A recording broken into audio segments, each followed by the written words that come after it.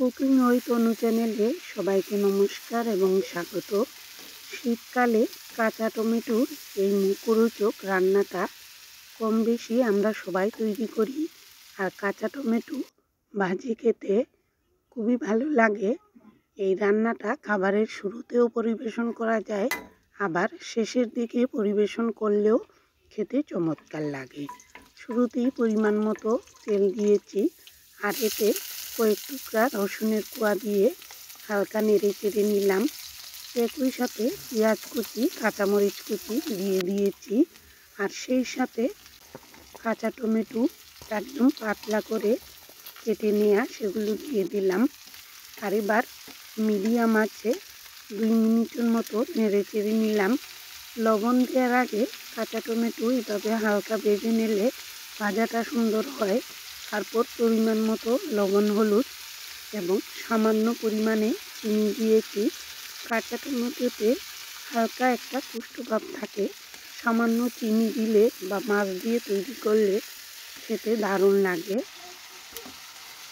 2-2.5 minute নেড়ে চেড়ে নিয়েছি। আর এবার ভাজাটাও হয়ে গেছে। লবণটা একটু দেরি করে দিলে ভাজাটা সুন্দর হয়। শুরুতে লবণ দিয়ে দিলে টমেটোগুলো বেশি নরম হয়ে যায়, আর একটু শক্ত শক্ত থাকলেই খেতেও ভালো লাগে। শেষের দিকে অল্প একটু সরিষা বাটা আর সামান্য শুকনো মরিচ বাটা দিয়ে দিয়েছি।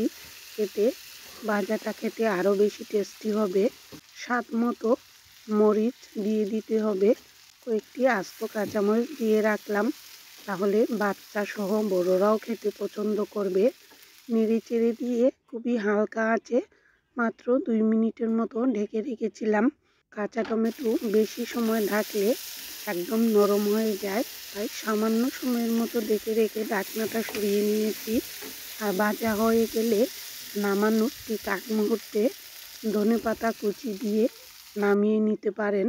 খুবই মুখরোচক একটি রান্না, সহজ উপকরণে তৈরি, আবার খেতে ভীষণ সুস্বাদু। অল্প সময়ে তৈরি হয়ে যায়। কেমন লাগলো জানাতে ভুলবেন না। আবারও নতুন কোনো রান্না নিয়ে দেখা হবে। সবাই ভালো থাকবেন।